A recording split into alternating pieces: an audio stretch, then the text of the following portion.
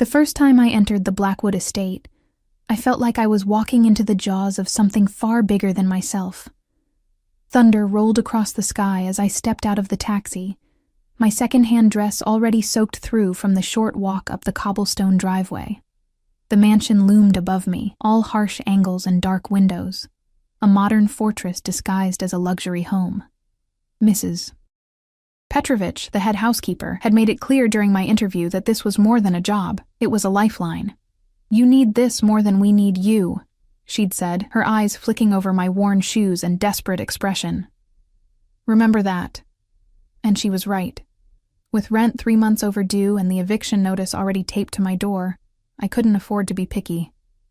Sophia Reeves? A man in a tailored suit appeared from nowhere, his face expressionless as he assessed me from behind sleek sunglasses.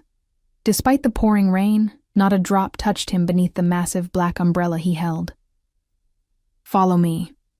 The foyer echoed with my wet footsteps, each one leaving embarrassing imprints on the pristine marble. I clutched my small bag of belongings closer, hyper-aware of the security cameras tracking my movement and the men in dark suits positioned at strategic points throughout the house.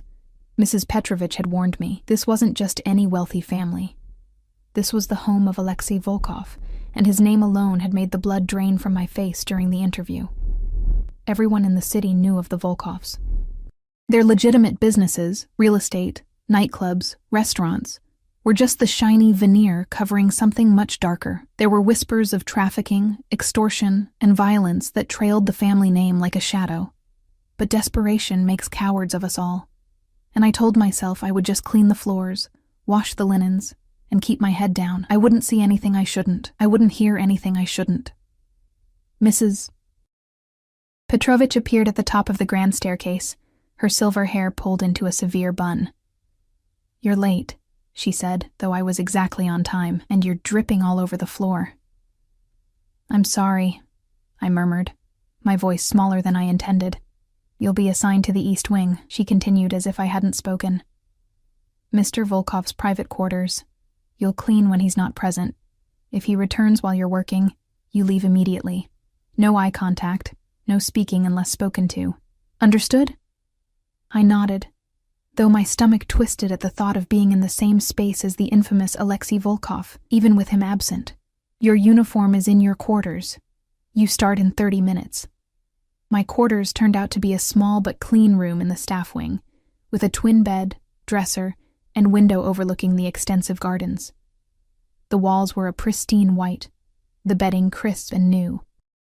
It was nicer than anywhere I'd lived in the past 2 years, which said more about my circumstances than the room itself. The uniform was simple, a charcoal gray dress with a white collar. Practical but fitted. As I slipped it on, I caught my reflection in the mirror.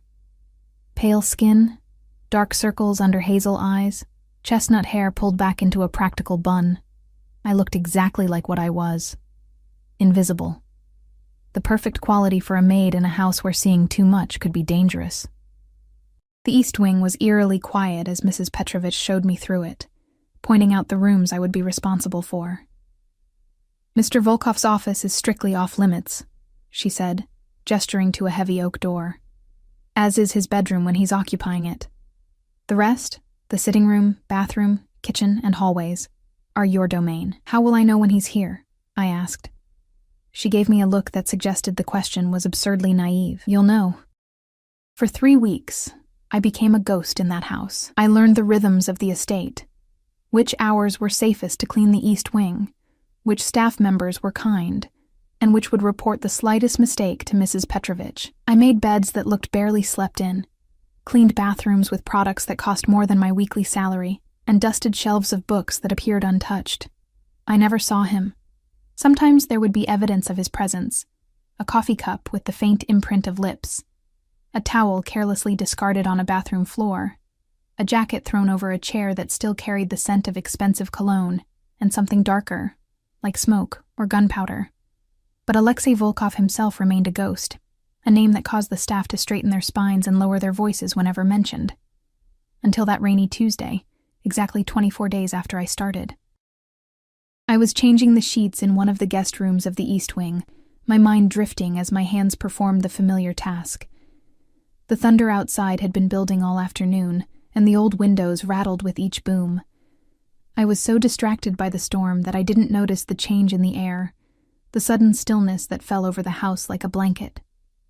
I heard the voices first, low, male, speaking in rapid Russian that I couldn't understand.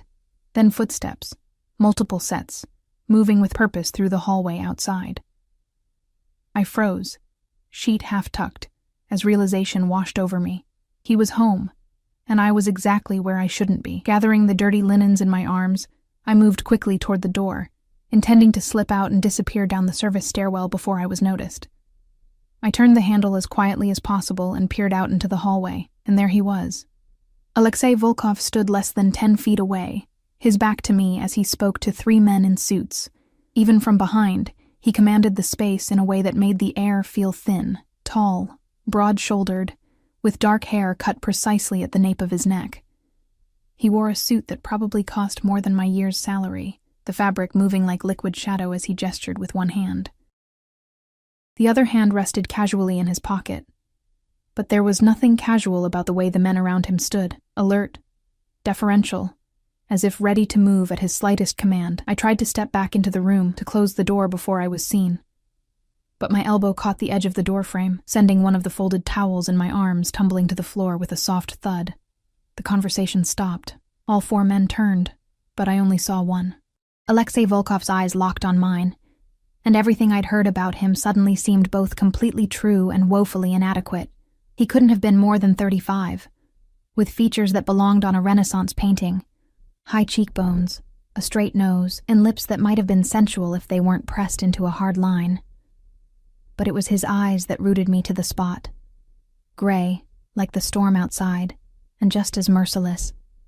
For 1 heartbeat, 2, we stared at each other. Me, clutching dirty sheets to my chest like a shield. Him, something unreadable flickering across his expression before it settled back into cold assessment. I'm sorry, sir, I managed, my voice barely audible. I was just finishing up. He said something in Russian to the men without taking his eyes off me. They nodded and moved away, disappearing around a corner. Then he stepped toward me, and it took everything I had not to back away. "You're new," he said. His voice was deep, accented but perfect English, with the kind of authority that suggested he rarely needed to raise it to be obeyed. "Yes, sir. 3 weeks now. I know who you are, Sophia Reeves." The sound of my name in his mouth felt invasive somehow, like he'd reached out and touched me without permission. "Mrs. Petrovich has informed me of all new staff." He took another step closer, and I caught his scent. Expensive cologne layered over something earthy and distinctly male. Despite the cool air, heat rushed to my face. "You shouldn't be in this wing now," he continued. There was no anger in his voice, just statement of fact, which somehow made it worse. "I'm sorry. I didn't know you'd returned. I was just changing the, now you know." His eyes traveled over my face, down to my collar, and back up again. Not sexual, but assessing. Like I was a puzzle he was trying to solve in the most efficient way possible. "I have some associates arriving this evening. Make sure the guest rooms in the West Wing are prepared." "Yes, sir." I clutched the linens tighter, painfully aware of how small I felt in his presence. He nodded once, dismissing me, and turned away. I took the opportunity to hurry past him, keeping my eyes on the floor. But as I passed, his voice stopped me again. "Sophia."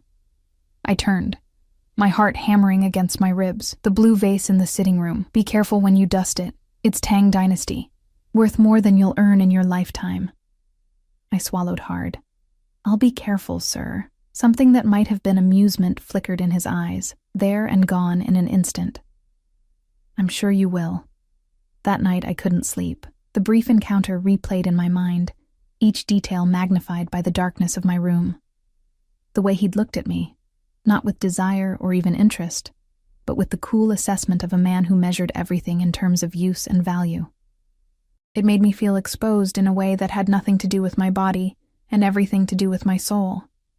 In the staff dining room the next morning, I picked at my toast while Elena, one of the kitchen maids, chattered excitedly beside me. "They say one of them is a senator's son," she whispered, And the other is some tech billionaire. Mr. Volkov only entertains the most powerful people. Why would a senator's son be visiting a known criminal? I asked without thinking. The table went silent. Elena's eyes widened, and Mrs. Petrovich, who had been passing by with her coffee, stopped cold. "We do not discuss Mr. Volkov's business or his guests," she said, her voice like ice. "Ever." "I'm sorry," I murmured, cheeks burning. "I didn't mean—" "Your assignment today is the library in the main house," she continued as if I hadn't spoken.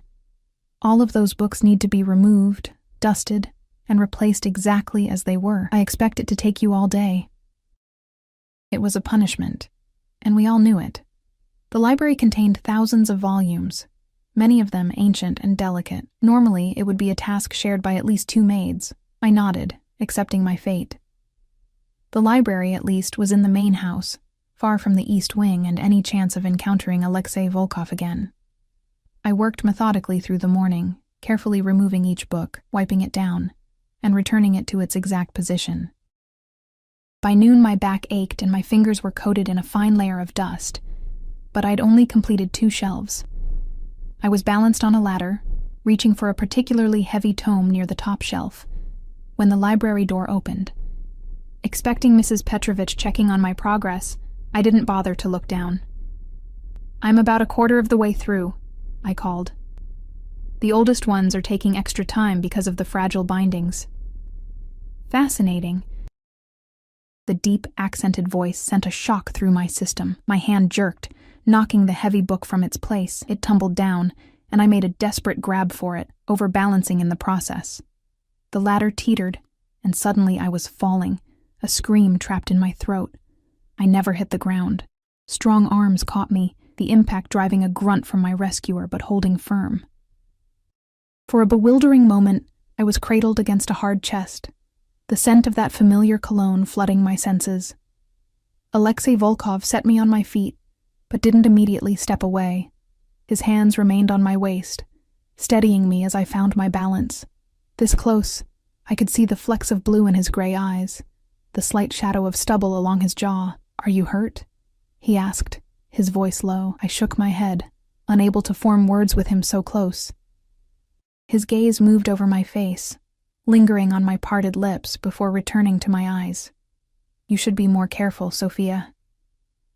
The way he said my name made it sound like something precious and dangerous at the same time.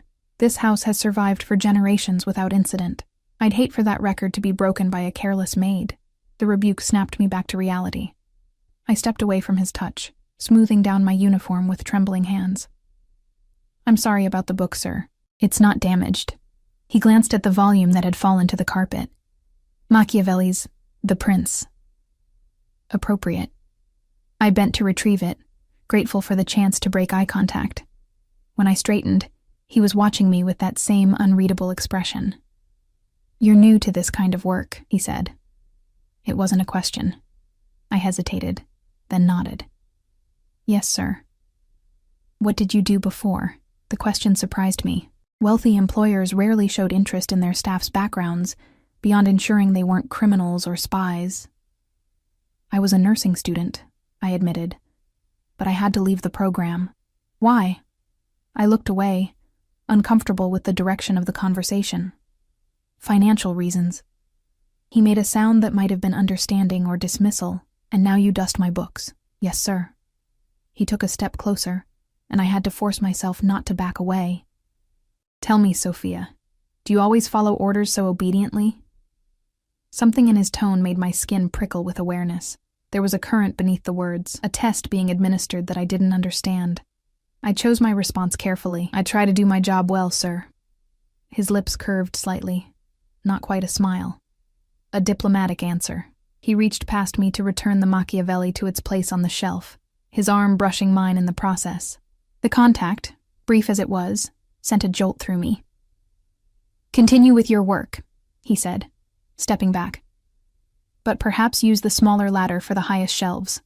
I might not be here to catch you next time." With that, he turned and left the library, leaving me staring after him with my heart racing, and a strange feeling that something significant had just shifted between us.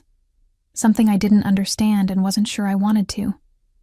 What I didn't know then, as I climbed back up the ladder with shaking hands, was that Alexei Volkov had already decided I belonged to him. I just hadn't realized it yet. The incident in the library changed something, though I couldn't immediately identify what. I continued my daily routines, cleaning, polishing, dusting the endless surfaces of the Blackwood estate. But I could feel eyes on me constantly, not just the security cameras that tracked movement throughout the mansion, but human eyes, watchful and assessing. 2 days after Alexei had caught me in his arms, Mrs. Petrovich reassigned me back to the East Wing. "Mr. Volkov has specifically requested you maintain his quarters," she said, her tone suggesting she found this both suspicious and irritating. "Do not disappoint him." The warning was unnecessary. Disappointing Alexei Volkov seemed like a dangerous proposition, one I had no intention of testing, so I threw myself into my work with renewed dedication, ensuring his spaces were immaculate. I learned his habits from the evidence he left behind. The books moved slightly on his nightstand suggested he read late into the night. The barely touched plates indicated he ate sparingly when alone. The worn path in the carpet before the windows revealed he spent hours staring out at the grounds, perhaps deep in thought. A week passed without another encounter. Then 2. I began to relax, thinking perhaps I had imagined the significance of our interaction. Maybe his request for me to clean his quarters was nothing more than satisfaction with my work. I was good at what I did, after all. Thorough, careful, and discreet. Then came the night that changed everything. It was past midnight, and I shouldn't have been in the East Wing at all. But I'd noticed a water stain forming on the ceiling of the sitting room that afternoon. A small thing, but potentially damaging if left unaddressed. With Alexei away at one of his clubs downtown, according to the staff gossip, I decided to place buckets under the spot and make a note for maintenance. Better to prevent a larger problem, I reasoned. The house was silent as I made my way through the darkened halls, carrying a metal bucket and towels. The night security knew me by now and nodded as I passed, accepting my explanation without question. I entered the East Wing cautiously, still feeling like an intruder, despite having cleaned these rooms daily for weeks. The sitting room was bathed in moonlight, giving the elegant furniture an ethereal quality. I located the water stain on the ceiling, it had grown since the afternoon, and positioned the bucket beneath it. As I straightened, a sound from the adjoining room froze me in place. Alexei's bedroom door opening. He emerged like a shadow given form, dressed only in black pants, his chest bare and gleaming in the moonlight. I hadn't heard him return. He hadn't turned on any lights, and now he stood between me and the exit, his expression unreadable in the darkness. "Sir," I gasped, "I'm sorry. There's a leak. I didn't know you were home." He moved toward me with the fluid grace of a predator, each step deliberate. And yet, here you are, in my private rooms. After hours, my pulse hammered in my throat. The ceiling... I pointed upward, words failing me as he drew closer. I was afraid the water might damage the furnishings. He stopped a few feet away, close enough that I could see his face clearly now. His hair was damp, as if he'd recently showered, and a thin scar I hadn't noticed before traced his left collarbone. He studied me for a long moment, then glanced up at the ceiling where a drop of water fell into the bucket with a metallic ping. "Diligent," he murmured, then his eyes returned to mine. "Or perhaps curious. I'm just doing my job, sir. At midnight? In the dark?" His voice held no anger, only a dangerous sort of amusement. "That's dedication beyond what I pay for, Sophia." The way he said my name, soft, almost like a caress, made heat curl in my stomach. I clutched the towels tighter against my chest. "I should go." "Not yet." He gestured to a nearby chair. "Sit." It wasn't a request. I perched on the edge of the chair, hyper-aware of my uniform, practical for day work, but suddenly feeling too thin, too revealing in the intimate darkness. Alexei walked to a cabinet and removed 2 glasses, pouring an amber liquid into each. He brought one to me, his fingers brushing mine as he handed it over. "Drink," he said, taking the seat opposite me. The coffee table between us seemed an inadequate barrier. I sipped the liquid, expensive whiskey that burned a path down my throat. "Thank you." He watched me over the rim of his own glass, eyes reflecting the moonlight, Tell me why you're really here, Sophia. I told you, the water leak. Could have waited until morning. He leaned forward, elbows on his knees. The truth. Something in his gaze made lies impossible. I'm not sure, I admitted. I saw the leak and felt responsible. Responsible, he repeated, as if tasting the word. For my home, my possessions. I looked down at my glass. It's my job to take care of things. Things, he echoed, a faint smile playing at his lips. Is that how you see yourself? Taking care of things? The question caught me off guard. I don't understand. I think you do. He finished his whiskey and set the glass aside. You move through this house like a ghost, Sophia. Watching, listening, learning the rhythms and secrets of everyone who lives here. His eyes never left mine, including me. My heart stuttered. No, You know when I sleep and when I rise, what I eat, what I read. His voice remained soft, almost gentle, but I felt the danger beneath. You know more about my daily habits than some of my closest associates. I swallowed hard. I'm just observant. It helps me do my job better. Indeed. He stood in one fluid motion and moved to the window, looking out at the moonlit gardens. And what have you observed about me, I wonder? The question felt like a trap. I chose my words carefully, that you're a man who values privacy. Order, control. He turned to look at me over his shoulder, something like approval in his expression. Go on.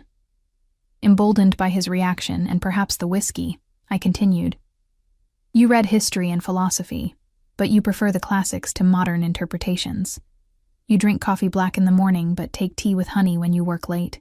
You speak at least 4 languages fluently: Russian, English, Italian, and something Eastern. Chinese, maybe. He raised an eyebrow. Mandarin, for business purposes. You sleep on the right side of the bed, even though you're alone. I regretted the observation immediately, heat rushing to my face. But Alexei merely smiled, a real one this time that transformed his severe features into something devastatingly handsome. Very observant indeed. He crossed back to me and took the empty glass from my hand, setting it aside. Then, to my shock, he knelt before me, bringing us eye to eye.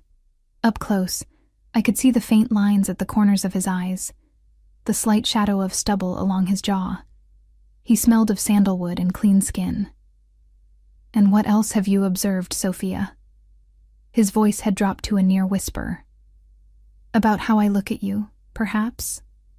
My breath caught. I don't... You do. He reached up, one finger hovering near my cheek but not quite touching. You feel it. The way the air changes when we're in the same room. I couldn't deny it. The electric awareness that hummed between us, that had been there from our first encounter. But I also couldn't admit to it, couldn't cross that line. Mr. Volkov, Alexei, he corrected, when we're alone. This is inappropriate, I whispered, even as I remained frozen in place, unable to pull away from his gravitational pull. Is it? He finally made contact, his fingertip tracing the line of my jaw with feather-light pressure. Tell me to stop then. The words wouldn't come. I sat trembling as his finger continued its path down my neck to the hollow of my throat, where my pulse hammered visibly. Your body doesn't want me to stop, he observed, his eyes following the path of his finger. But your mind is afraid, not of me, I think, but of what I represent. And what's that? I managed to ask. Power, he said simply. Control, things you've never had. His hand dropped away, and he stood once more, putting distance between us. Things you might find you enjoy, given the chance. The abrupt shift left me reeling. I rose on unsteady legs. I should go. He nodded, his expression unreadable once more. Yes, it's late, and you start work early. I moved toward the door, half expecting him to stop me, but he remained where he was, watching. At the threshold, I paused. The maintenance staff. I'll tell them about the leak in the morning. Don't bother. I'll have someone look at it. He picked up our empty glasses. Good night, Sophia. Good night, Alexei, I whispered, testing his name. Something flashed in his eyes, satisfaction perhaps, before I slipped out the door and hurried back to my room, my skin still tingling where he'd touched me. The next morning, I convinced myself I had dreamed the entire encounter. It seemed too intimate, too strange to have actually happened. But when I arrived to clean the east wing, the bucket was gone from the sitting room, and a maintenance worker was already repairing the ceiling, and on the coffee table sat a single glass with a fingerprint on the rim. Mine. Days passed in a heightened state of awareness. I continued my duties, but now I felt Alexei's presence everywhere, even when he wasn't physically there. Twice more I encountered him unexpectedly, once in the hallway, where he stopped me to ask about a missing cufflink, which I found later that day, trapped between the cushions of a chair, and once in the kitchen late at night, where I'd gone for a glass of water and found him doing the same. Each time, the air between us crackled with unspoken tension, but he maintained a careful distance, never crossing the line he'd approached that night in his sitting room. "You look tired," Elena commented one morning as we ate breakfast in the staff dining room. "Are you sleeping okay?" I wasn't. My dreams were filled with gray eyes and gentle fingers tracing my skin, but I just shrugged. "The spring cleaning schedule is brutal. Mrs. Petrovich has us rotating through the guest rooms." Elena nodded sympathetically. "At least you'll be too busy for the party tomorrow night." "Party? You haven't heard? Mr. Volkov is hosting some big event. Business associates from all over the country, apparently. Very exclusive." She leaned closer, lowering her voice. "Rumor is there'll be politicians, celebrities, even a European prince or two. All the regular household staff get the night off. They're bringing in professionals for the event." My curiosity piqued. "All of us get the night off?" "Not exactly." Elena looked smug. "Some of us have been asked to help with coat check and other non-food service. The pay is triple our normal rate." "Oh." I tried to hide my disappointment. "That's great for you." Elena's expression softened. "Hey, don't worry. You've only been here a few months. These opportunities come with seniority." I nodded, but something about the conversation left me feeling hollow. It was ridiculous to feel excluded from an event I hadn't even known about until now, yet I did. More concerning was the realization that I wanted to be there, wanted another glimpse into Alexei's world, another chance to feel that electric connection that both terrified and thrilled me. Later that afternoon, Mrs. Petrovich summoned me to her office. She sat behind her desk, ramrod straight as always, a folder open before her. "Your performance reviews have been satisfactory," she said without preamble. "You're thorough, punctual, and you don't gossip with the other staff." "Thank you," I said, uncertain why this warranted a special meeting. She closed the folder. "Mr. Volkov has requested you work tomorrow evening's event." Shock rendered me momentarily speechless. "Me? But I've never worked an event before." "I'm aware." Her tone suggested she found this as baffling as I did. Nevertheless, he was specific. "You'll be assigned to the coat room with Elena and Marcus. Wear the formal uniform, black dress, white collar. Report to the main foyer at 7 p.m. sharp." I nodded, trying to contain the flutter of excitement in my stomach. "Yes, ma'am." Her eyes narrowed slightly. "Sophia, a word of advice. Mr. Volkov's attention can be flattering, but it is rarely without purpose or consequence. Remember your position in this household." The warning was clear. Don't get ideas above your station. "I understand," I said quietly. She dismissed me with a nod, but her words followed me through the rest of the day, a shadow on my unexpected anticipation for the party. The night of the event arrived with a flurry of activity. The mansion transformed before my eyes. Flowers appeared in every room, crystal chandeliers sparkled with extra polish, and the air filled with the sense of expensive food being prepared in the kitchen. I slipped into my formal uniform, taking extra care with my appearance. The black dress was simple but elegant, fitted at the waist before falling to just below my knees. I left my hair in its usual bun, but took more time ensuring it was neat and secure. Elena found me as I made my way to the foyer. "Look at you," she exclaimed. "You clean up nice." I smiled, grateful for her friendliness when so many of the other staff had remained distant. "So do you. Are you nervous?" "A little," she admitted. "Some of these guests are seriously powerful people. One wrong move and..." She drew a finger across her throat dramatically. "Don't even joke about that," I muttered, glancing around to make sure no one had overheard. She rolled her eyes. "Relax. I'm kidding. Mostly. She linked her arm through mine. Come on. Mrs. Petrovic will have our heads if we're late. The coat room was a converted study near the main entrance, large enough to accommodate hundreds of garments on the racks that had been installed for the occasion. Mrs. Petrovic ran through our duties with military precision, greet each guest, take their coat or wrap, provide a claim ticket, and arrange the items by number. Under no circumstances were we to enter the main party areas unless specifically requested by Mr. Volkov or his head of security. And remember, she finished, these guests value discretion above all else. You see nothing, you hear nothing, you say nothing. Clear? We all nodded our understanding. As she left, Elena nudged me. Did you see the security outside? It's like Fort Knox out there. I hadn't, but I wasn't surprised. Whatever the official purpose of this gathering, I was certain the real business conducted would not be entirely legal. The guests began arriving at 8. Men in impeccable suits escorting women dripping in jewels, their collective net worth probably equaling the GDP of a small country. Elena and I worked smoothly together, smiling politely as we accepted fur coats, cashmere wraps, and Italian leather jackets. Marcus checked claim tickets and managed the racks, ensuring everything remained organized. I had just finished helping an elderly woman with her mink stole when I felt it, that familiar shift in the atmosphere that signaled Alexei's presence. I turned to find him standing in the doorway, resplendent in a black tuxedo that fit him like a second skin. His dark hair was swept back from his forehead, emphasizing the sharp angles of his face. He looked both dangerous and devastatingly handsome. His eyes found mine immediately, as if he'd known exactly where I would be.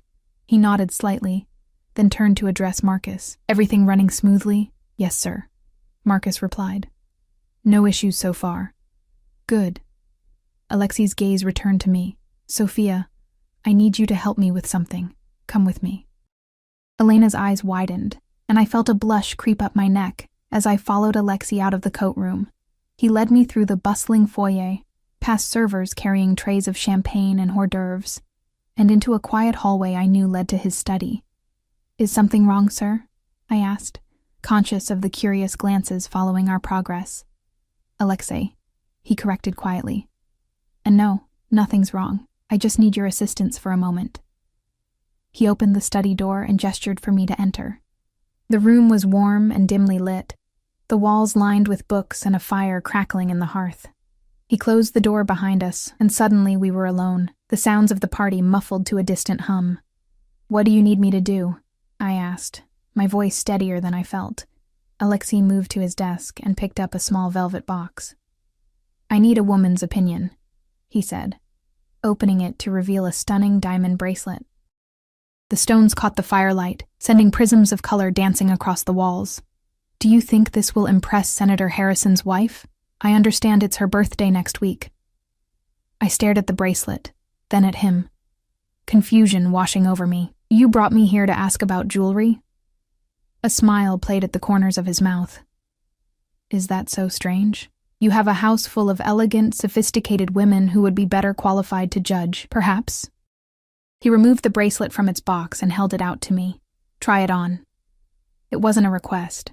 I extended my wrist, and he fastened the clasp around it, his fingers lingering on my pulse point. The diamonds were cool and heavy against my skin, impossibly beautiful and completely out of place with my modest uniform. Perfect, he murmured, but he wasn't looking at the bracelet. I withdrew my hand carefully, unfastening the clasp and returning the jewels to him. It's beautiful.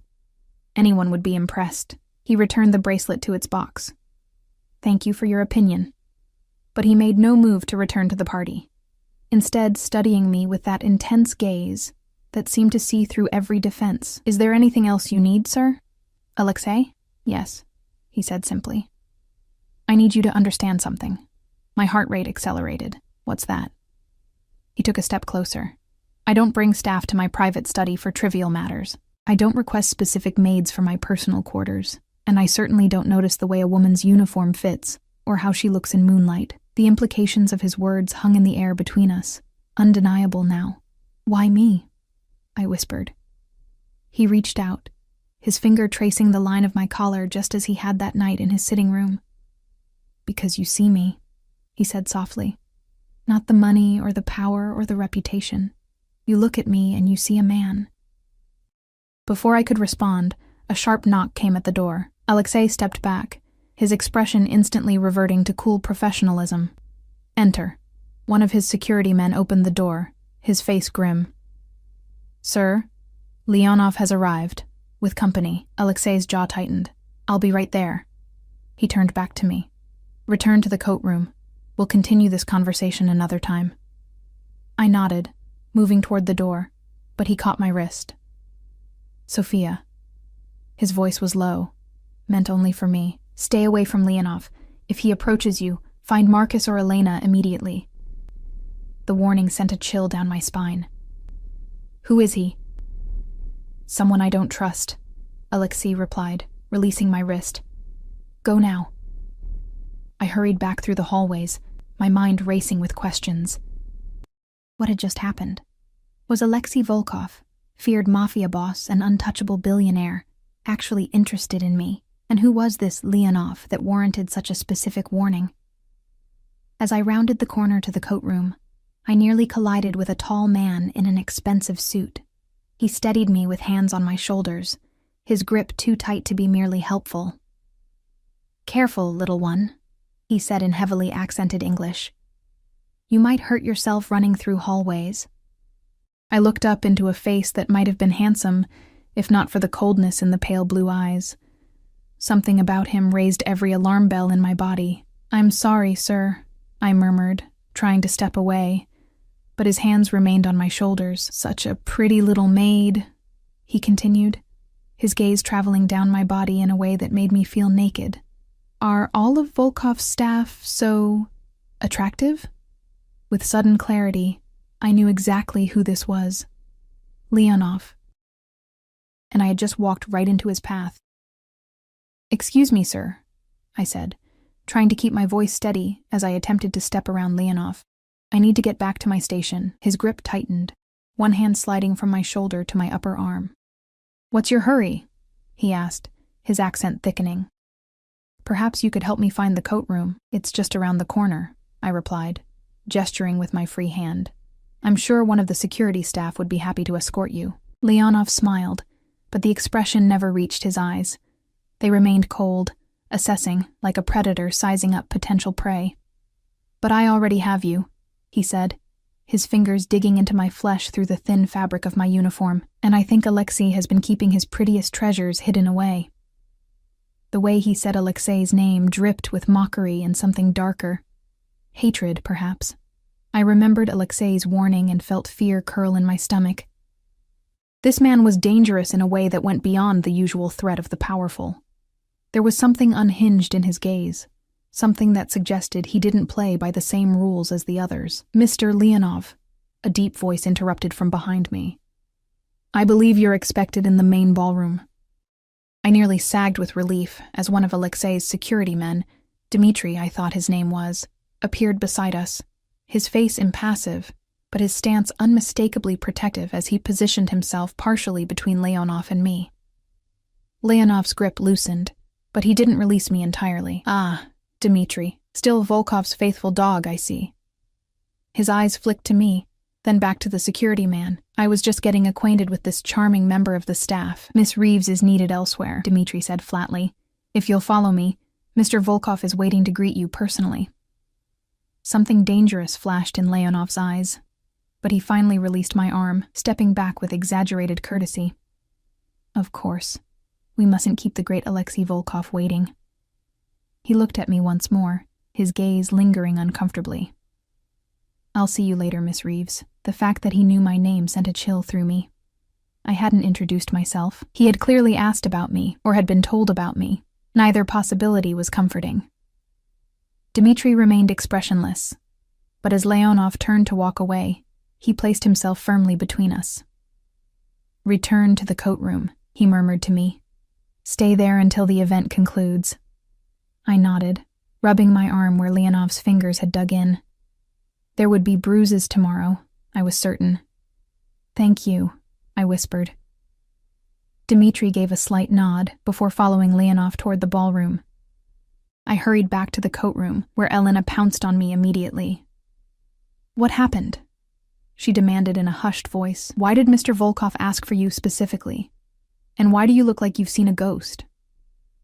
Marcus shot her a warning glance. "Not here," he muttered, nodding toward the doorway where guests were still arriving intermittently. I forced a smile and resumed my position, taking coats and distributing claim tickets with mechanical efficiency while my mind raced. The encounter with Leonov had shaken me more than I wanted to admit. It wasn't just his threatening manner or the possessive way he'd gripped my arm. It was the look in his eyes when Dmitri mentioned Alexei, pure hatred, barely contained. And then there was Alexei himself. His words in the study replayed in my mind. "Because you see me, not the money or the power or the reputation. You look at me and you see a man." What was I supposed to do with that? With the knowledge that one of the most dangerous men in the city looked at me and saw something worth pursuing? The rest of the evening passed in a blur. Guests came and went from the coat room, some already intoxicated, others engaged in hushed conversations that ceased abruptly when they noticed us. Elena tried several times to question me about my brief absence, but I deflected, claiming Alexei had merely wanted my assistance with an arrangement of flowers that wasn't to his liking. "Flowers?" Elena repeated skeptically. "He pulled you away from your duties for flowers?" I shrugged, keeping my eyes on the coat rack I was organizing. "You know how particular he is about everything." She clearly didn't believe me but didn't press further. Around midnight, the guests began to depart, and we were busy returning coats and wraps. I kept a wary eye out for Leonov, but to my relief, he didn't return to the coat room. By 2 a.m, the last guest had departed, and Mrs. Petrovich dismissed us with instructions to report for regular duty at noon the next day. "A small concession for your late night," she explained, which from her was practically a grand gesture of generosity. I walked with Elena back to the staff wing, both of us too tired to talk much. As we reached her door, she turned to me with concern in her eyes. "Be careful, Sophia," she said quietly. "What do you mean?" She glanced down the hallway to ensure we were alone. "I've worked here for 3 years. I've seen how it goes when Mr. Volkov takes an interest in someone." My heart skipped. "I don't know what you're talking about. Please," she scoffed gently. "The way he looks at you? The special assignments? It's obvious to anyone paying attention." She took my hands in hers. "I'm not judging you. God knows he's handsome and rich and powerful. But he's also dangerous, and not just in the obvious ways." I pulled my hands away, uncomfortable with her perception. "You're imagining things. Maybe." She didn't look convinced, but if I'm right, just remember that in his world, people are possessions, and he doesn't let go of what he considers his. She gave me a sad smile. "Good night, Sophia." "Good night," I murmured, continuing to my own room with her words echoing in my head. Sleep eluded me that night. I tossed and turned, replaying every interaction with Alexei, every meaningful glance and careful touch. Was Elena right? Did he see me as just another acquisition? The idea should have repulsed me, yet I couldn't deny the thrill that ran through me whenever I thought of him, of the intensity in his gray eyes when he looked at me. I finally drifted off as dawn began to break, only to be awakened a few hours later by a soft knock at my door. Groggily, I pulled on a robe and opened it to find Mrs. Petrovich standing there, her expression even more pinched than usual. "Mr. Volkov wishes to see you in his study." Immediately. My stomach dropped. "Now, but it's only—" "Immediately," she repeated, her tone brooking no argument. "Dress appropriately." She left without further explanation. I closed the door and leaned against it, my heart pounding. What could Alexei want at this hour? Had something happened at the party after I left? Was it related to Leonov? With shaking hands, I dressed in my regular uniform, taking care to look as professional as possible, despite my lack of sleep. I pinned my hair back neatly and splashed cold water on my face to dispel the last vestiges of drowsiness. The house was quiet as I made my way to Alexei's study, most of the staff still asleep after the late night. I knocked softly on the heavy oak door. "Enter." I pushed the door open to find Alexei standing by the window, still in his clothes from the night before, though his bow tie was undone and hung loosely around his neck. He looked tired, the hint of shadows beneath his eyes suggesting he hadn't slept at all. He was speaking rapidly in Russian into a cell phone, his voice low and intense. He gestured for me to sit while he finished his call. I perched on the edge of a leather armchair, trying not to fidget as I waited. Finally, he ended the call and turned to me, his expression grave. "Did Leonov approach you last night?" The abrupt question caught me off guard. "Yes," I admitted, "after I left you. But Dmitri intervened." Alexei's jaw tightened. "Did he touch you?" I hesitated, then nodded. He grabbed my arm. "It wasn't—" Before I could finish, Alexei was in front of me, kneeling to examine my arms. I wordlessly rolled up my sleeve to reveal the finger-shaped bruises forming on my upper arm. His expression darkened dangerously as he traced the marks with feather-light touch.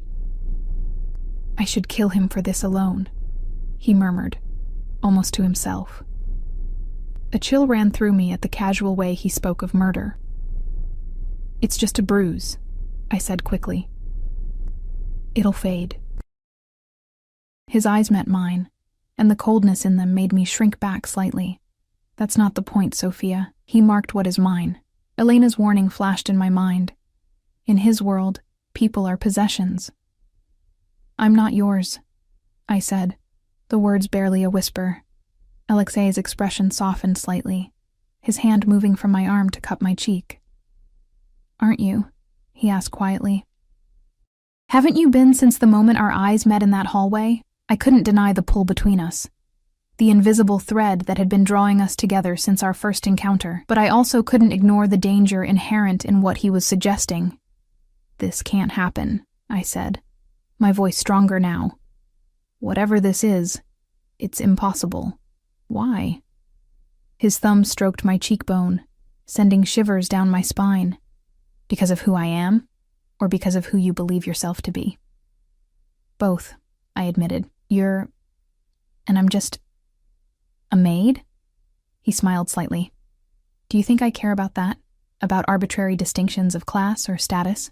It's not arbitrary when one person has all the power." His smile faded. "You have more power than you know, Sophia. Especially over me." The intensity of his gaze made it hard to breathe. I stood abruptly, needing distance between us. "You don't even know me." "I know enough." He rose as well, but didn't follow as I retreated toward the door. "I know you're intelligent, observant, and far too good for the life you're living. I know you left nursing school not just for financial reasons, but because your father's gambling debts forced you to abandon your education to support your mother and younger sister." At my startled look, he continued. "Yes, I had you investigated. I know your father disappeared 2 years ago, leaving your family with nothing but creditors at the door. I know you work yourself to exhaustion to send money home each month." Anger flared at this invasion of privacy. "You had no right—" "I had every right," he interrupted calmly. "I need to know who enters my home, who has access to my private spaces." His expression softened again, but what I learned only confirmed what I already suspected. "You're extraordinary, Sophia. A fighter." My anger deflated, leaving confusion and a dangerous flicker of hope in its wake. "What do you want from me?" I asked quietly. "Everything," he said simply. "But I'll start with dinner." I blinked. "Dinner?" "Tonight, 8 o'clock. I'll have a dress sent to your room." His tone had shifted to businesslike, as if we were discussing a work assignment rather than a date. "I can't just— People will talk. Let them." He moved back to his desk, effectively dismissing me. 8 o'clock, Sophia. Don't be late." I stood frozen, torn between outrage at his presumption and an undeniable thrill at the prospect. "And if I say no?" He looked up, surprise flickering across his features before his customary control reasserted itself. "Then you say no. I'm not in the habit of forcing company on unwilling women." His eyes held mine. "But I don't think you will." He was right, damn him. Despite every logical argument against it, despite Elena's warning and my own misgivings, I knew I would be there at 8. "Is that all, sir?" I asked, deliberately formal. A small smile played at his lips. "For now, you may go." I turned to leave, but his voice stopped me at the door. "Sophia." I looked back to find his expression serious once more. Stay away from the east wing until further notice. And if you see Leonov again, anywhere on the grounds, you come directly to me. Understood?" The gravity in his tone sent a shiver of apprehension through me. "Yes, I understand." As I closed the door behind me, I leaned against the wall, my legs suddenly weak. What was I getting myself into, and why? Despite every warning signal flashing in my mind, was I so eager to dive deeper? The dress arrived mid-afternoon, a simple black sheath that looked modest until I tried it on. The fabric skimmed my curves in a way my uniform never did, making me look elegant and somehow vulnerable at the same time. Along with it came a pair of black heels and a small clutch. No jewelry, I noted with relief. At least he hadn't presumed to adorn me like a doll. I was just finishing my hair, loose for once, falling in soft waves to my shoulders, when a knock came at my door. I opened it to find Dmitri waiting in the hallway. "Mr. Volkov sent me to escort you," he said, his expression neutral as always. I nodded, grabbing the clutch and following him through the staff hallways and up a rarely used staircase that led directly to the east wing. He stopped at a door I had never entered. A private dining room, I realized, as he opened it for me. The space was intimate, lit by candles and a fire crackling in a marble hearth. A small table was set for two, crystal and silver gleaming in the soft light. And there was Alexei, rising from his chair as I entered.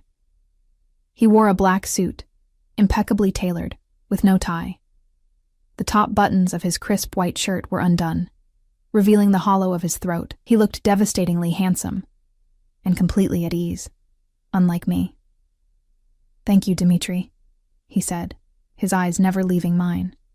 The security man nodded and withdrew, closing the door behind him. For a long moment, Alexei simply looked at me, his gaze traveling from my face down the length of my body and back up again. "You're beautiful," he said finally. I felt my cheeks warm. "The dress helps." "No," he replied.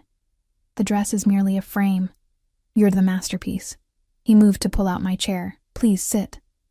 I did, hyper-aware of his proximity as he pushed the chair in. He returned to his own seat across from me, then lifted a bottle of wine from an ice bucket. "May I?" At my nod, he poured 2 glasses of pale gold liquid. "A Montrachet," he said, handing me one. "From a small vineyard in Burgundy. I think you'll enjoy it." I took a sip, surprised by the complex flavors that unfolded on my tongue, citrus and honey with a mineral undertone.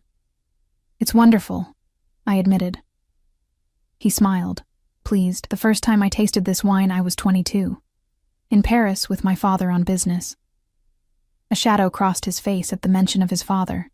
It was the last trip we took together before he died. The personal revelation surprised me. "I'm sorry about your father," he shrugged slightly. "It was a long time ago, but some lessons he taught me remain." He took a sip of his wine, his eyes thoughtful. "He always said you could tell a person's character by how they handled 3 things: power, money, and fear."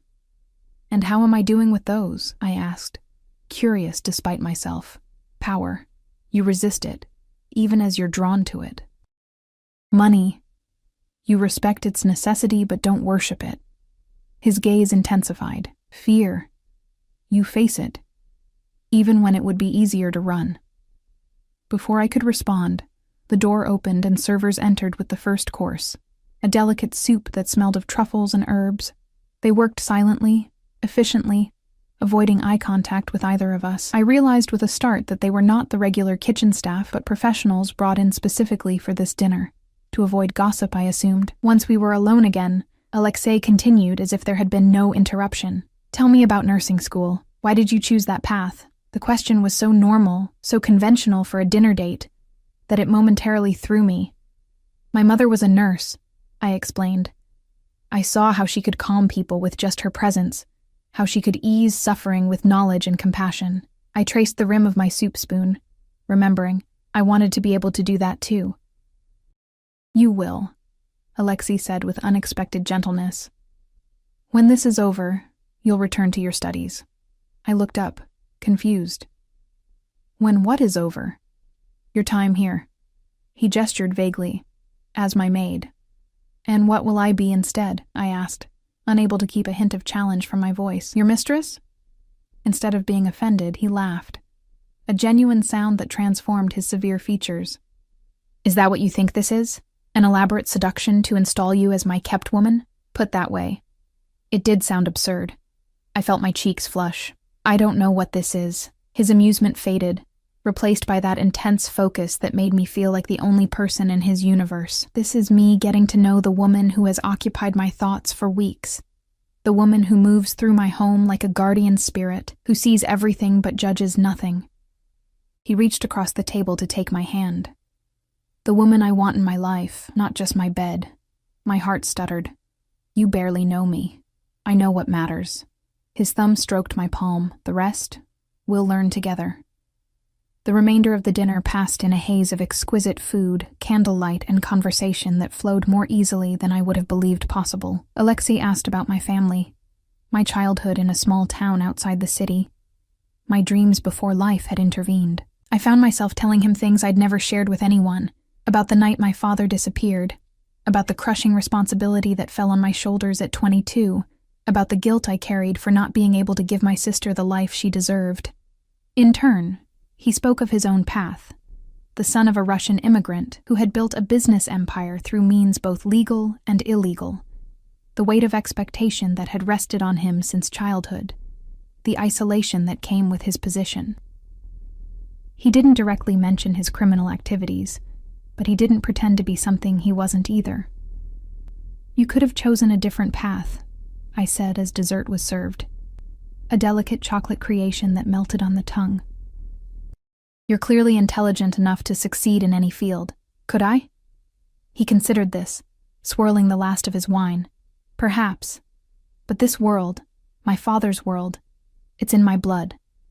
And there's honor in it, despite what outsiders think. Honor in crime? I couldn't keep the skepticism from my voice. He smiled slightly.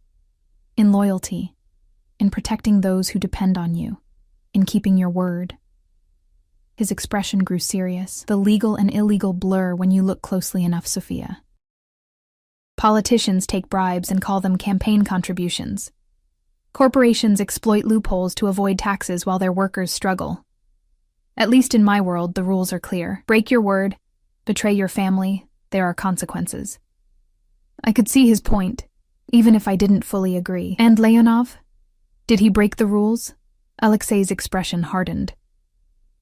Leonov betrayed everyone who ever trusted him. He sold information to our enemies, resulting in the deaths of good men. He traffics in things even I won't touch, children specifically. His voice dropped, cold with controlled rage, and now he thinks he can walk back into this city, into my home, and act as if nothing happened. The vehemence in his tone made me shiver. Why did you invite him to the party then? Keep your friends close and your enemies closer, he quoted. I needed to see who still supports him, who he's aligned himself with. He reached for my hand again. But enough about Leonov. This evening is about us. As he said it, a clock somewhere in the house struck 10. I realized with surprise that we'd been talking for hours. I should go, I said reluctantly. It's late, and I have early duty tomorrow. No, you don't. At my questioning look, he explained. I've arranged for you to have different responsibilities going forward. Starting tomorrow, you'll be my personal assistant. I stared at him, caught between flattery and indignation. Don't I get a say in this? Of course, you can say no. His expression remained calm, but I sensed tension beneath. But the position comes with significantly higher pay, private quarters in the East Wing, and hours that would allow you to take evening classes at the local college, if you're interested in resuming your education. The offer was tempting, more than tempting. It would mean more money to send home, a chance to rebuild my future, and continued proximity to Alexei, but it also meant deeper entanglement in his dangerous world. What would my duties include? I asked cautiously. Managing my calendar, coordinating with my business associates, accompanying me to certain events. He traced a pattern on my palm, being near me. And that's all? Just professional duties? His eyes darkened. I won't lie and say I don't want more, Sophia. But that's your choice to make, not a condition of employment. I pulled my hand away gently. I need to think about it. Of course. He stood and came around to help me from my chair. Take tonight to consider. Let me know your decision in the morning." He walked me to the door, where Dmitri waited to escort me back to my room. At the threshold, Alexei raised my hand to his lips, pressing a kiss to my knuckles that sent electricity racing up my arm. "Good night, Sophia," he murmured, his breath warm against my skin. "Sweet dreams." In my room, I paced the small space, trying to make sense of the evening, of the choices before me. The sensible part of me screamed that I should run as far and as fast as possible from Alexei Volkov and his dangerous world. But another part, a part I barely recognized, thrilled at his attention, at the possibilities he offered, at the way he looked at me as if I were precious and powerful all at once. I was still deliberating when a soft knock came at my door. Thinking it might be Elena wanting details of my evening, I opened it without checking first. A mistake I realized immediately when I found myself face to face with Leonov. "Hello again, Miss Reeves," he said with a smile that turned my blood to ice. "I believe we have unfinished business." Before I could scream, his hand shot out, pressing a cloth over my nose and mouth. I struggled, clawing at his arms, but darkness encroached on my vision with alarming speed. My last thought before consciousness fled was of Alexei and how he would react when he discovered I was gone. I woke to the smell of damp concrete and motor oil, my head throbbing with each heartbeat.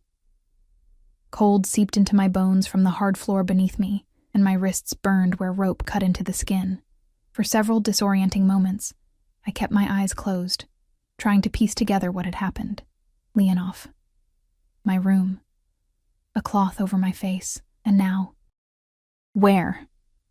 Forcing my heavy eyelids open, I found myself in what appeared to be an abandoned garage or warehouse. Dim light filtered through dirt-streaked windows high above, illuminating bare concrete walls, rusted machinery, and a floor stained with oil and what looked disturbingly like old bloodstains. I was propped against a support column, my hands bound behind me around the cold metal. Finally awake, I see. The accented voice sent ice through my veins.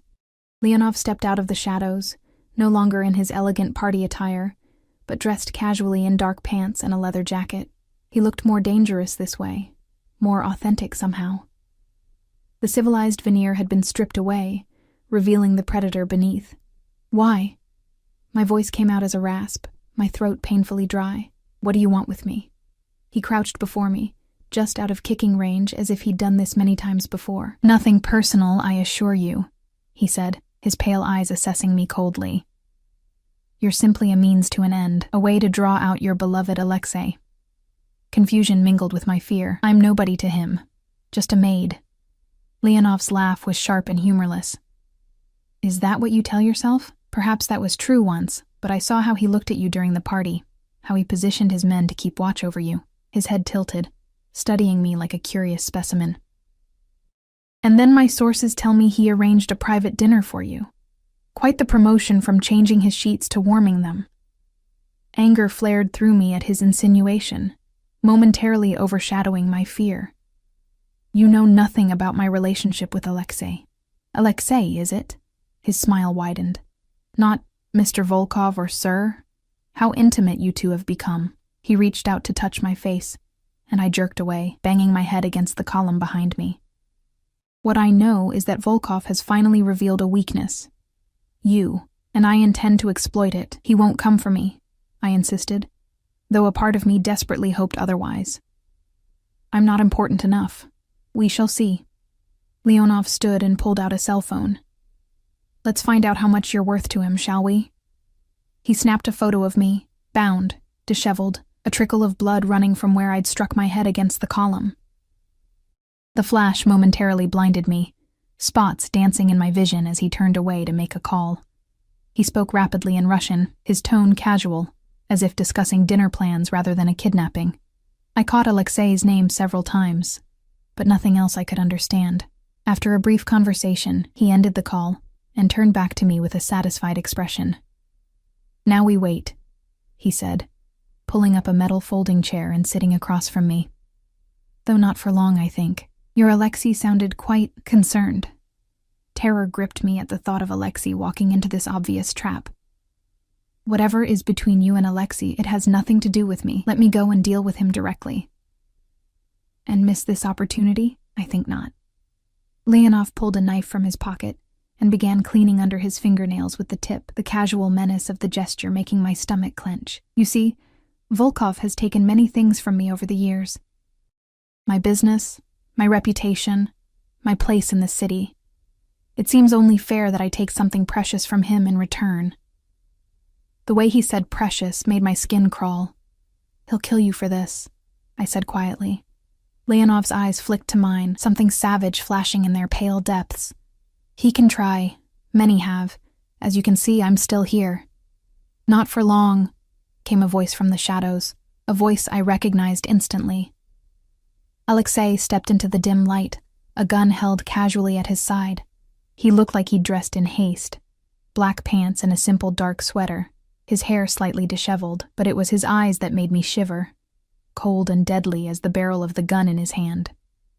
Leonov spun around, his own weapon appearing as if by magic. But before he could aim, two more figures emerged from different corners of the warehouse, Dmitri and another of Alexei's security men, both with weapons trained on Leonov. "You're outnumbered, Victor," Alexei said, his voice eerily calm. "Put down the gun and step away from her." Leonov's laugh held a hint of madness. "Always so confident, Alexei, but did you really think I'd come alone?" He whistled, a sharp sound that echoed in the cavernous space. From the shadows emerged 4 armed men, their weapons trained on Alexei and his team. The odds had shifted dramatically, and I felt hope drain away as I realized we were now the ones outnumbered. "Seems we have a standoff," Leonov said with obvious satisfaction. "Though I have one advantage you don't." He moved behind me, pressing the barrel of his gun to my temple.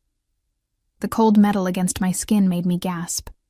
"You care whether this one lives or dies. I don't." The muscle in Alexei's jaw twitched, the only indication of his tension. His eyes met mine, and I saw something there I'd never witnessed before. Fear. Not for himself, but for me. "Let her go, Victor," Alexei said, his voice dropping to a dangerous register. "She's innocent in this. Your quarrel is with me." "Indeed it is," Leonov agreed. "Which is why you're going to order your men to drop their weapons and leave. Then you and I can discuss our differences." "Don't," I whispered, earning a painful jab of the gun against my head. "Silence," Leonov hissed. Alexei's expression didn't change, but something shifted in his posture, a subtle relaxing that seemed paradoxically more dangerous.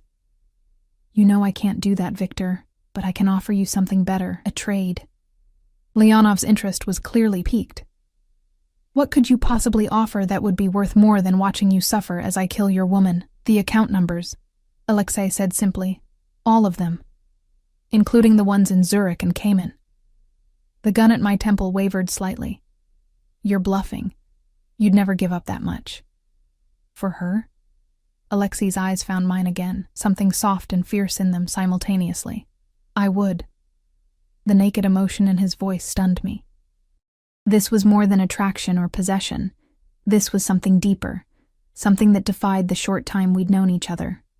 Leonov seemed equally surprised, his breathing changing as he considered the offer. "The full accounts, access codes and all?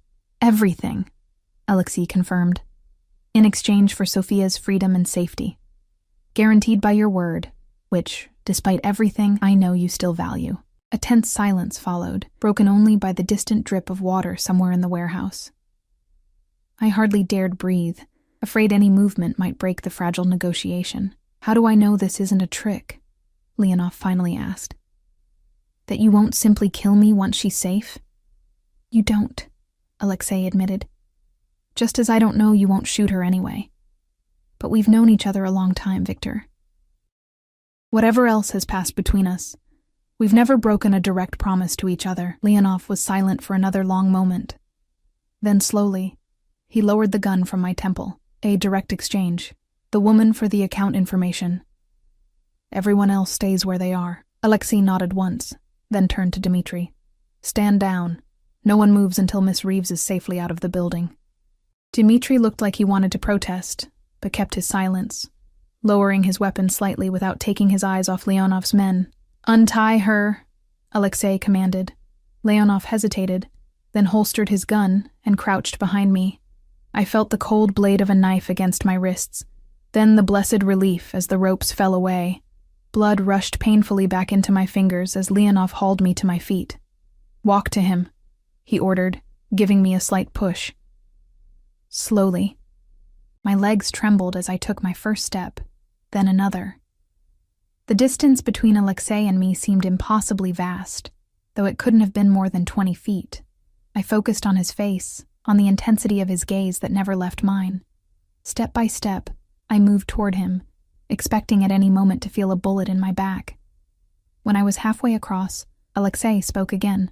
"The information is in my pocket. I'm reaching for it now." He moved slowly, telegraphing his actions as he withdrew a small USB drive from his pocket. "Everything you want is here." Leonov gestured for me to stop. "Toss it over." Alexei shook his head. "When she reaches me." "Half the information now then," Leonov countered, as a show of good faith. Without taking his eyes from mine, Alexei recited a string of numbers and letters. An account number and password, I realized. Leonov nodded to one of his men, who typed rapidly into a phone, then gave a confirming nod. "It checks out," the man said in a heavy accent. "Continue," Leonov instructed me. I resumed my careful progress toward Alexei. 3 more steps. 2. 1. And then his hand was on my arm, pulling me firmly behind him, his body a shield between me and danger. "Dmitri," Alexei said quietly. "Get her out." "No," I protested, grabbing Alexei's arm. "I'm not leaving you." His eyes softened for a fraction of a second as he looked down at me. "You must. This isn't your fight." He pressed a quick, hard kiss to my forehead, then handed me off to Dmitri, who began steering me toward a side exit. "The rest of the information," Leonov called after us. Alexei held up the USB drive. "As promised." The last thing I saw before Dmitri pushed me through the door was Alexei tossing the drive to Leonov, their eyes locked in a silent battle of wills that I feared would end in bloodshed. Outside, the night air hit my lungs like a shock, and I realized I'd been holding my breath. Dmitri moved me swiftly toward a waiting car, his grip on my arm firm but not painful. "We have to go back," I said frantically. "Leonov will kill him, Mr. Volkov can take care of himself," Dmitri replied, his voice confident despite the tension in his posture. "Our priority is getting you to safety." He opened the car door and practically pushed me inside. As he rounded the vehicle to the driver's side, I briefly considered making a run for it, back to the warehouse, back to Alexei. But before I could act on the impulse, Dmitri was in the driver's seat, starting the engine. "Please," I begged, as he pulled away from the curb. "We can't just leave him there." Dmitri's eyes met mine in the rearview mirror. "We're not." He tapped his ear, and I noticed for the first time the nearly invisible earpiece he wore. "Backup is already in position. Mr. Volkov was never alone." Relief flooded through me, followed immediately by fear as the sound of gunfire erupted from the warehouse behind us. Dmitri accelerated sharply, taking a corner so fast that I was thrown against the door. "Are they?" I couldn't finish the question. "Focus on staying down," Dmitri instructed, his voice professional but not unkind. Mr. Volkov's orders were explicit. Get you to safety at all costs.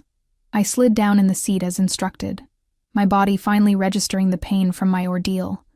My aching head, my chafed wrists, muscles sore from being bound in one position. But the physical discomfort was nothing compared to the knot of fear in my stomach. If anything happened to Alexei because of me? We drove for what seemed like hours, but was probably only 20 minutes, taking a circuitous route through the city, before pulling up to a building I didn't recognize, not the Blackwood estate, but a sleek high-rise in the most exclusive part of downtown. "Where are we?" I asked as Dmitri helped me from the car. "One of Mr. Volkov's private residences," he explained, leading me into the building where a security guard nodded respectfully. "The penthouse is secure and unknown to most of Mr. Volkov's associates. You'll be safe here until he returns." Until he returns, not if. I clung to that distinction as we rode the elevator to the top floor. Dmitri used a key card and then entered a code on a keypad beside an unmarked door. It swung open to reveal a stunning apartment, all clean lines and floor-to-ceiling windows offering a panoramic view of the city lights below. "Make yourself comfortable," Dmitri said, gesturing to the expansive living area. "There's food in the kitchen, clothes in the bedroom that should fit you." At my questioning look, he added, "Mr. Volkov made arrangements while we were tracking your location. He thought of everything." Of course he had. Even while orchestrating a rescue, Alexei Volkov remained 3 steps ahead, anticipating needs before they arose. "How did you find me so quickly?" I asked, sinking onto a soft leather sofa. Dmitri's expression remained neutral. "You have a tracker." "What? Where?" He nodded toward my wrist. "The bracelet Mr. Volkov gave you to try on earlier. It contained a microchip. When we realized you were missing, he activated it immediately." I stared at him, stunned. "He planted a tracker on me, without my knowledge?" "For your protection," Dmitri said, as if this were perfectly reasonable. "Mr. Volkov has many enemies. Anyone close to him is a potential target, as tonight demonstrated." Before I could process the implications of this, the invasion of privacy balanced against the fact that it had likely saved my life, Dmitri's earpiece crackled. He listened intently, then nodded. "Understood," he said to whoever was on the other end. To me, he added, "Stay here. I need to secure the perimeter." He disappeared into the hallway, leaving me alone with my whirling thoughts. I moved to the window, staring out at the glittering cityscape below, trying to calm my racing heart. Was Alexei alive? Had Leonov's men killed him? Had the backup Dmitri mentioned arrived in time? The minutes stretched into an hour, then 2. I explored the apartment, finding it minimally but expensively furnished. Clearly a safe house rather than a regular residence. In the master bedroom, I discovered a closet containing women's clothing in approximately my size, just as Dmitri had said. The thought of Alexei anticipating my needs, ordering clothes for me while simultaneously orchestrating my rescue, made my chest tight with emotion I couldn't quite name. I showered, washing away the grime and fear of the warehouse, and changed into soft leggings and an oversized sweater. The hot water helped ease the ache in my muscles, but nothing could quiet my mind or the growing fear that Alexei might not return. When I emerged from the bedroom, the apartment was still empty. I made my way to the kitchen and found it fully stocked. Though I had no appetite, I forced myself to eat a few crackers and cheese, knowing my body needed sustenance after the ordeal. I was just making a cup of tea when I heard the front door open. Dmitri's voice, then another, deeper, more familiar. I dropped the mug I was holding, barely registering the crash as it shattered on the floor. Alexei stood in the doorway to the kitchen, his clothes torn and blood-stained, a cut above his eye trickling blood down his temple. But he was alive, gloriously, wonderfully alive.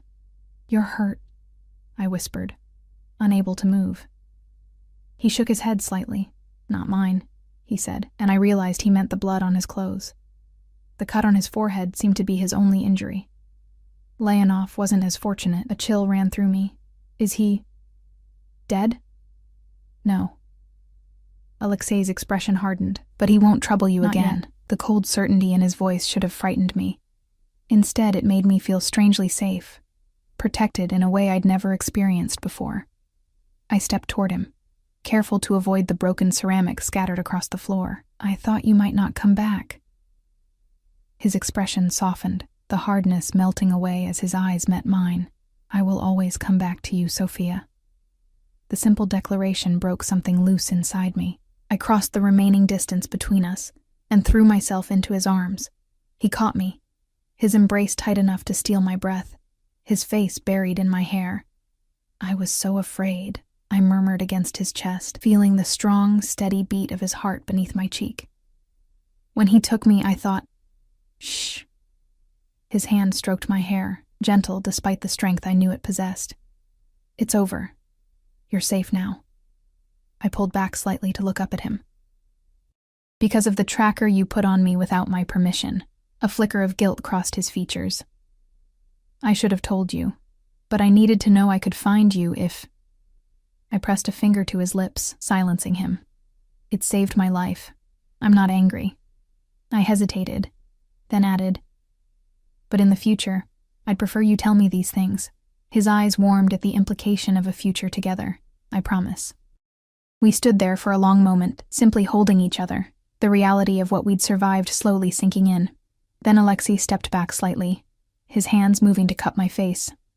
"I almost lost you," he said, his voice rough with emotion.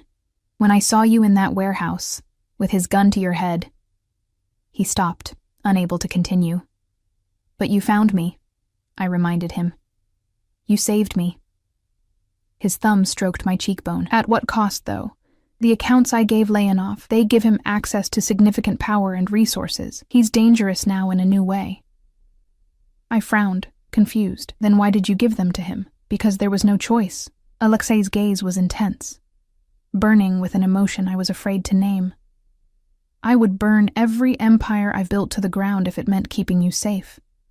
The words hung between us, weighted with meaning. This was no casual declaration, no simple attraction. This was something deeper, more profound, something that terrified and thrilled me in equal measure. "Alexei," I whispered, not even sure what I wanted to say. He didn't give me the chance to find out. His lips descended on mine, gentle at first, then with growing urgency as I responded. I wound my arms around his neck, pressing closer, all rational thought fleeing as sensation took over.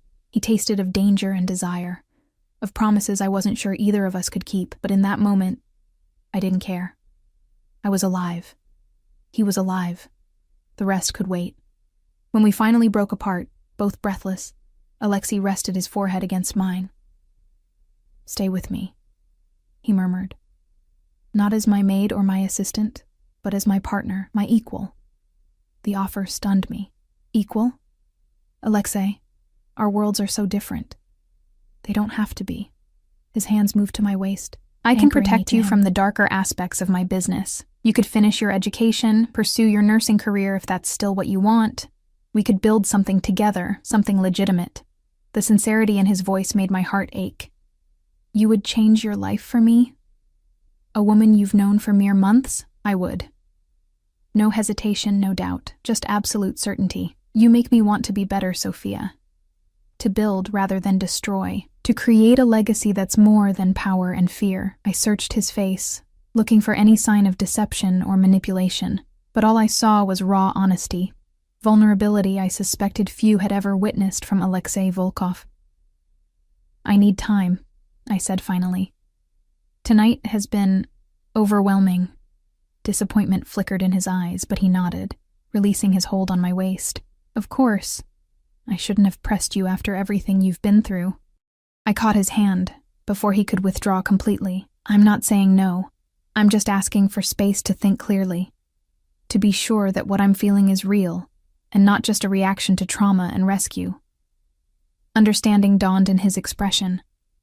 "Take all the time you need. I'll have Dmitri take you wherever you want to go. Back to the estate, to a hotel, to your family, wherever you feel safe." The fact that he was willing to let me go, to give me the freedom to choose, told me more about his feelings than any passionate declaration could have. "I'd like to stay here tonight," I said softly. "If that's all right. I don't think I could bear to be alone right now." Relief washed over his features. "This place has 3 bedrooms. You can have whichever you prefer." He brushed a strand of hair from my face. "I'll be nearby if you need anything, but I won't intrude on your space." The consideration in the offer touched me deeply. This man, who commanded an empire built on intimidation and force, was treating me with a gentleness I hadn't known he possessed. "Thank you," I whispered. He pressed a kiss to my forehead, then stepped back. "Get some rest. We can talk more tomorrow." I nodded, suddenly exhausted now that the adrenaline was fading. As I turned to head back to the bedroom, Alexei's voice stopped me. "Sophia." I looked back to find his expression serious once more. "Whatever you decide about us, know that you'll always have my protection. Your family, too. I've already arranged for your mother and sister to be moved to a secure location, with funds to cover their needs and your sister's education." Tears sprang to my eyes at this unexpected generosity. "You did that? When?" "After our dinner, before," he gestured vaguely, indicating the chaos that had followed. "I wanted to give you peace of mind, Regardless of your decision about the assistant position, I was speechless, overwhelmed by the magnitude of what he'd done. I don't know how to thank you. You don't need to. His smile was gentle. Your happiness is thanks enough. As I laid in bed that night, in a room more luxurious than any I'd ever slept in before, I replayed the events of the day in my mind. The kidnapping, the terror of the warehouse, the moment Alexei appeared like an avenging angel to save me, his willingness to sacrifice his wealth for my safety, his kiss, searing with promise and possibility, his offer of a future together. It was too much to process, too overwhelming to make sense of in the aftermath of trauma. But one thing was becoming increasingly clear. As sleep finally claimed me, my life would never be the same. For better or worse, Alexei Volkov had woven himself into the fabric of my existence. And despite every logical argument against it, I didn't want him to let go. Morning arrived with golden light streaming through floor-to-ceiling windows. For a moment, disorientation gripped me as I stared at the unfamiliar ceiling, the events of the previous day rushing back in a dizzying flood. The kidnapping, the warehouse, Leonov's gun against my temple, Alexei's rescue, and his unexpected declaration. I sat up, wincing at the soreness in my muscles. The bruises on my wrists had darkened to purple, vivid reminders of how close I'd come to death. With trembling fingers, I traced the marks, trying to reconcile the quiet luxury surrounding me with the violence that had brought me here. The apartment was silent as I made my way to the kitchen, half expecting to find it empty. Instead, I discovered Alexei at the counter, dressed casually in a black sweater and jeans, making coffee. He looked up as I entered, his expression softening when our eyes met. "Good morning," he said, his voice gentle. "How did you sleep?" "Better than I expected," I admitted, suddenly self-conscious in the borrowed clothes, aware of my uncombed hair and bare face. "Thank you for everything." He nodded, handing me a steaming mug. Cream, no sugar, if I remembered correctly. The fact that he had noticed such a small detail touched me. Perfect. We stood in companionable silence for a moment, sipping our coffee, the domesticity of the scene at odds with the circumstances that had brought us here. Finally, Alexei spoke. "I have news." His tone was carefully neutral. "Leonov was found dead this morning in his hotel room. Apparent suicide." I nearly dropped my mug. "Suicide? But you said—" "I said he wouldn't trouble you again." Alexei's expression revealed nothing. "I didn't specify how that would be ensured." A chill ran through me. "Did you—" "No." He set his mug down, meeting my gaze directly, though I would have, without hesitation if necessary, but it seems Leonov knew his position was untenable after last night. The accounts I gave him? They were monitored. The moment he accessed them, his location was tracked, and evidence of his crimes was simultaneously sent to certain authorities. He chose the easier way out. The calculated precision of it stunned me. "You planned this. All of it." "Not your kidnapping," he said quickly. "Never that. But once it happened. Yes, I saw an opportunity to end the Leonov problem permanently. I struggled to reconcile the man before me, gentle, considerate, making me coffee exactly as I liked it, with the ruthless strategist who had engineered a rival's destruction so completely. "You're frightened of me now," Alexei observed, reading my expression with unnerving accuracy. "You're wondering if you can love a man capable of such calculation." "Love?" The word escaped me in a whisper. His smile was sad. "Is that not what we're discussing? What else would make a man like me offer to change his entire life? What else would make a woman like you consider staying with someone like me?" The directness of the question stripped away any pretense. This was the crossroads, the moment of decision I'd asked for but wasn't sure I was ready to face. "I don't know if what I feel is love," I said honestly. "It's too new, too tangled up with fear and gratitude and other things." I met his gaze. "But I do know that I can't stop thinking about you.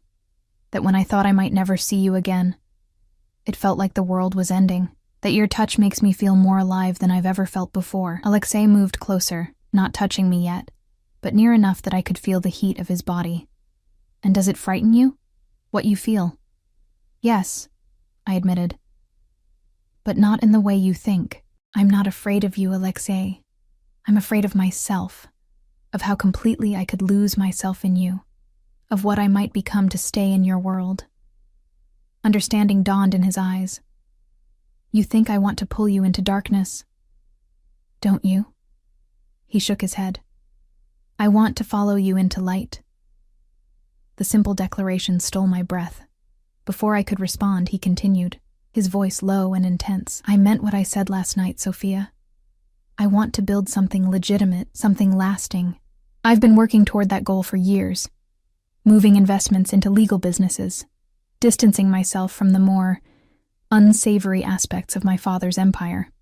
Leonov was one of the last connections to that old world. With him gone, you're free, I finished. Not entirely. There will always be shadows from my past, but free enough to choose a different path forward. His hand reached for mine, his thumb brushing over the bruises on my wrist with exquisite gentleness. With you, if you'll have me. The sincerity in his voice was undeniable. This wasn't manipulation or seduction. This was a man laying his soul bare, offering a future I had never dared to imagine. I need to see it, I said finally. This legitimate life you're building.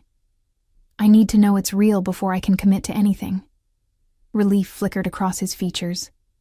It wasn't a rejection. Of course. I'll show you everything. My businesses, my plans, my vision for the future. No secrets between us. No secrets. The idea was both terrifying and exhilarating. And my family, they'll really be safe? They already are.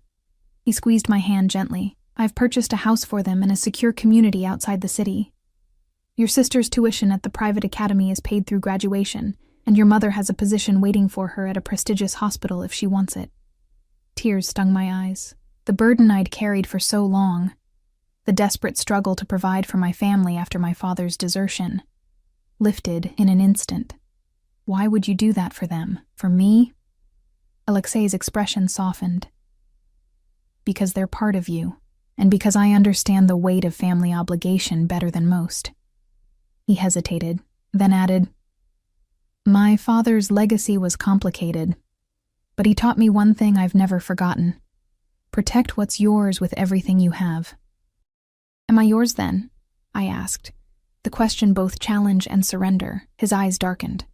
That depends entirely on you.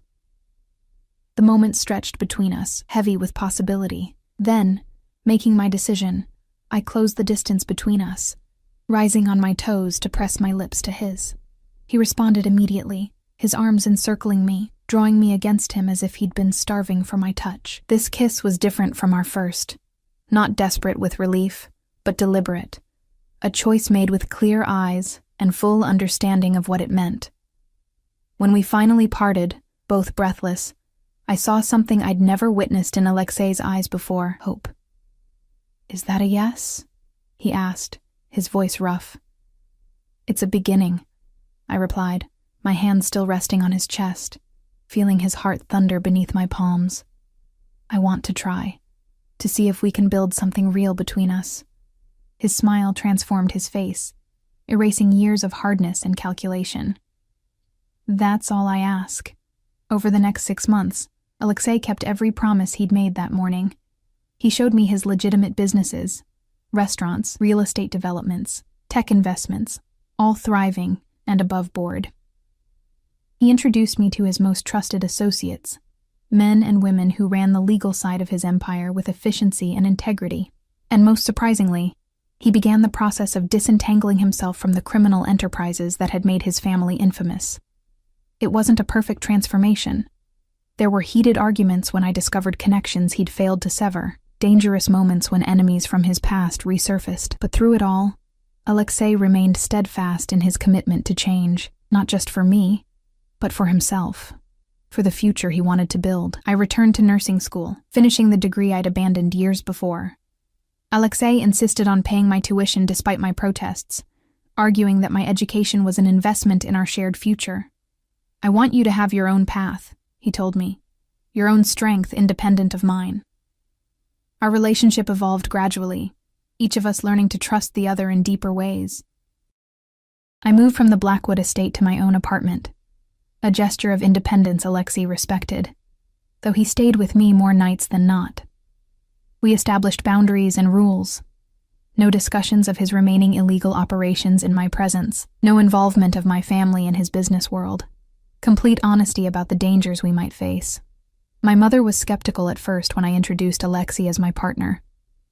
She had lived too long in the shadow of my father's poor choices to trust easily, but Alexei won her over with actions rather than words, ensuring her comfortable retirement, supporting my sister's dreams without fanfare or expectation of gratitude, showing up consistently for family dinners despite his demanding schedule. "He loves you," my mother said to me one evening as we washed dishes together after Alexei had left to take an urgent business call. "I recognize it because it's how your father looked at me in the beginning, before everything went wrong." Her comparison to my father had made me tense. "Alexei is nothing like him." She dried her hands, turning to face me fully. "No, he's not. Your father was weak. He ran when things got difficult."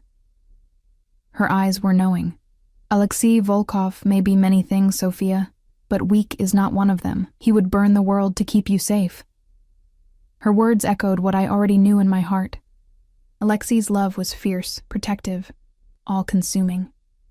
Sometimes it frightened me with its intensity, but it was also steady, patient, giving me the space to find my own strength, even as it offered shelter when I needed it.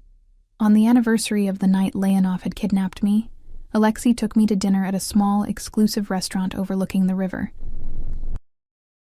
He seemed unusually tense, checking his watch frequently, his eyes scanning the room with the hyper-vigilance that had never fully left him despite our increasingly normal life. "Is everything okay?" I asked, after he checked his phone for the third time in 10 minutes. He set the device aside, taking my hand across the table. "I'm sorry. Tonight is important and I want everything to be perfect." "It's just dinner," I said, though I suspected from his behavior that it was more. His smile was enigmatic. "Is it?" After dessert, he suggested a walk along the riverfront. The night was crisp and clear, stars visible despite the city lights. We strolled hand in hand, talking about nothing of consequence. My studies, his latest restaurant opening, a film we'd seen the previous weekend. Normal couple things that still felt miraculous given where we'd started. We reached a small, secluded gazebo overlooking the water, fairy lights twinkling in its eaves. Inside, to my surprise, was a small table holding a bottle of champagne in an ice bucket and a single red rose. "Alexei," I breathed, recognizing the setup for what it was. "What did you do?" He guided me inside, his expression more vulnerable than I'd ever seen it. "I wanted this moment to be as perfect as you deserve." "What moment?" I asked, though my heart was already racing with anticipation. Instead of answering, he took both my hands in his. "1 year ago today, I almost lost you before I truly had you. It was the most terrifying night of my life, not because I feared death, but because I feared a world without you in it." Tears pricked my eyes at the raw emotion in his voice. "Before you," he continued, "my life was power and control, acquisition and defense. I measured success in territory gained and enemies defeated." His thumb stroked the backs of my hands. "You showed me a different kind of strength. The courage to be vulnerable, to love without possession, to build rather than dominate." He released one of my hands to reach into his pocket, withdrawing a small velvet box. My breath caught as he opened it to reveal a ring. Not the ostentatious diamond I might have expected, but a simpler, more elegant design. A deep blue sapphire surrounded by smaller diamonds that caught the light like stars. "I chose sapphire because it reminds me of your eyes the first night we met," he said, his voice low, clear and deep and honest, "even when you were afraid." He sank to one knee before me, still holding my hand. "Sophia Reeves, you have transformed my life in ways I never thought possible. You've shown me that real power lies not in what we control, but in what we create together." His eyes never left mine. "Will you marry me? Will you build a life with me, not as my possession, but as my partner, my equal, my heart?" Tears spilled freely down my cheeks now. The journey that had brought us here, from maid and master to equal partners, seemed impossible, miraculous. Yet here we were, transformed by love and choice, and the daily decision to be better for each other. Yes, I whispered, then louder. Yes, Alexei. I'll marry you. Joy broke across his face like sunrise as he slid the ring onto my finger. He rose and pulled me into his arms, his kiss a promise of the future we would forge together.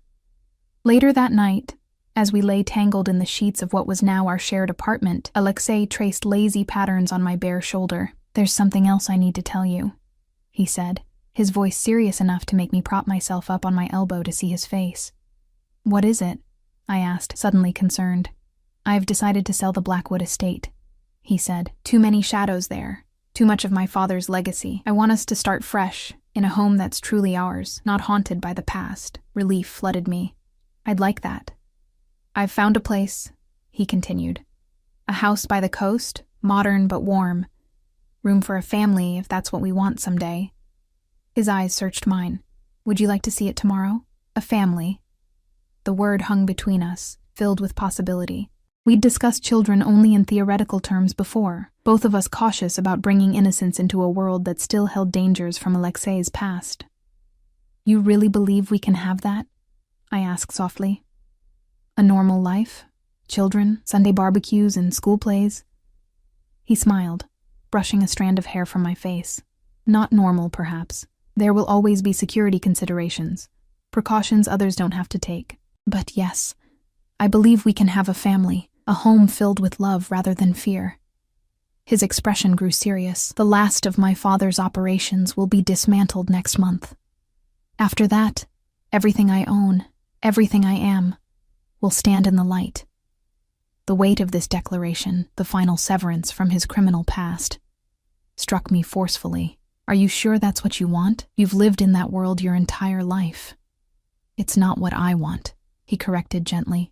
It's what I need. For you. For us. For the children we might have someday. His hand moved to my stomach, resting there with reverent care. I want our children to be proud of their father, to know him as a builder and protector, not a name whispered in fear.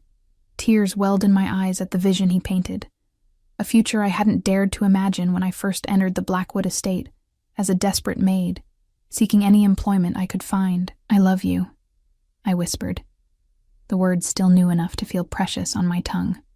And I love you, he replied, drawing me close again, more than empire, or power, or life itself. As I drifted toward sleep in his arms, I marveled at the journey that had brought us here, from the cold marble foyer where I'd stood trembling in wet shoes, to this moment of perfect belonging. We had both been transformed.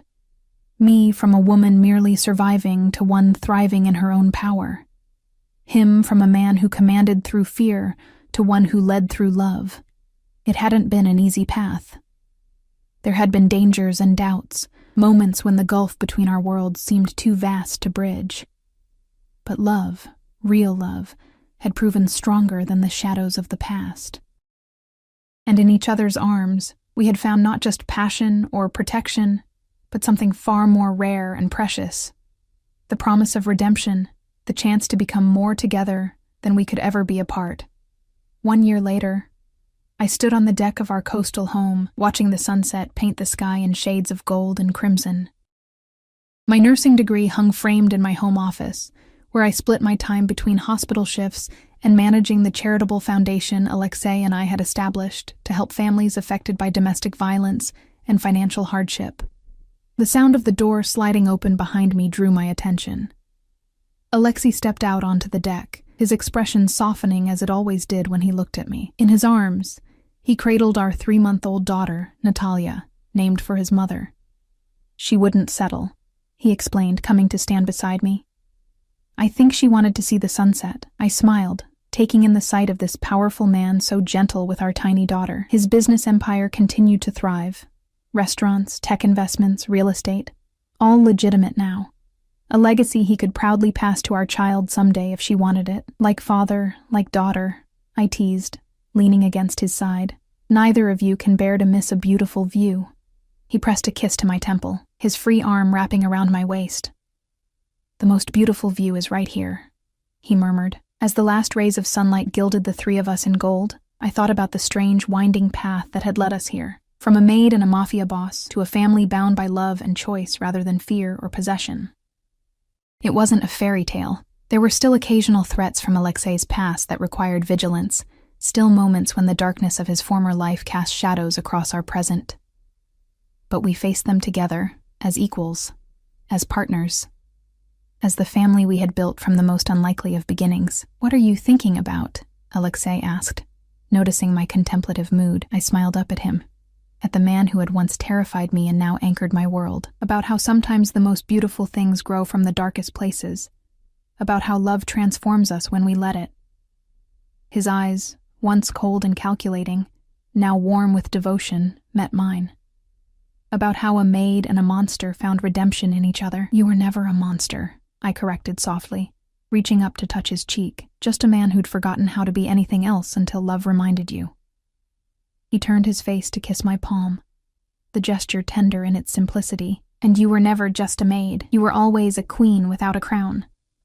I just had the good fortune to recognize it before anyone else did." As night fell around us, stars emerging one by one in the darkening sky, our daughter sleeping peacefully between us, I knew with unshakable certainty that this was exactly where I belonged. Not in the shadows of Alexei's world, nor entirely separate from it, but in the life we had forged together. A life balanced between darkness and light, power and vulnerability, passion and peace. It wasn't perfect, it wasn't easy, but it was ours. And that made it the greatest love story I could have ever imagined.